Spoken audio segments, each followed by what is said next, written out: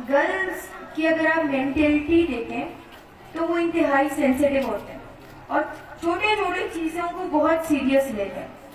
अगर आप उनको जो पेरेंट्स का बॉन्डिंग होगा, इवन उनका फादर का, अगर वो कुछ कमिट कर ले उनके डॉटर्स के साथ और फिर अपने सन जो है उनके साथ, यानी बेटों और बेटियों के साथ, जो जल्दी करेगा, ये एक्सपेक्टेड एक्सपीरियंस बात मैं कर रही हूँ, जो जल्दी परफॉर्म करेगा वो बच्ची होगी, क्योंकि वो सेंसिटिव होती है, हसास होती है, वो चीजों को समझ रही होती है।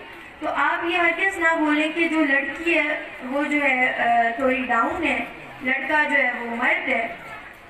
इस बात से हम बिल्कुल मुत्तफिक हैं कि दोनों सेम नहीं है, लेकिन दोनों की अहमियत है इस माशरे में। लड़के के भी है, लड़के का भी है और लड़की का भी है, और दोनों का जो एजुकेशन है वो मस्ट है।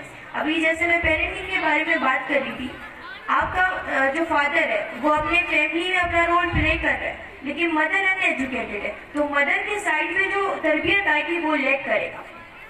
आप अपने छोटे बच्चे को, इस्लाम में भी बताया गया है कि आप ईयर यानी जो टीनेजर्स हैं, टीनेजर्स के बाद जो दूसरा एरा आता है इनका, तो उनमें आपको एक्सपेक्टेड बिहेवियर शो करने हैं। बताया गया है कि छोटे बच्चों के साथ कैसे बिहेव करना है, जब ये 13-12 से आगे जाएंगे 20 तक, उस टाइम उनसे कैसे आपका रवैया क्या होना चाहिए और उनसे आगे क्या होना चाहिए। तो ये चीजें जो है बहुत ज्यादा जरूरी है, मैं समझती हूँ। बस इन चीजों में हम लैग कर रहे हैं, और इन बातों को अगर आप जो है इन बातों के बारे में सोचें और जब आप इनको प्रैक्टिकली करेंगे तो आपको इसका चेंज खुद नजर आएगा।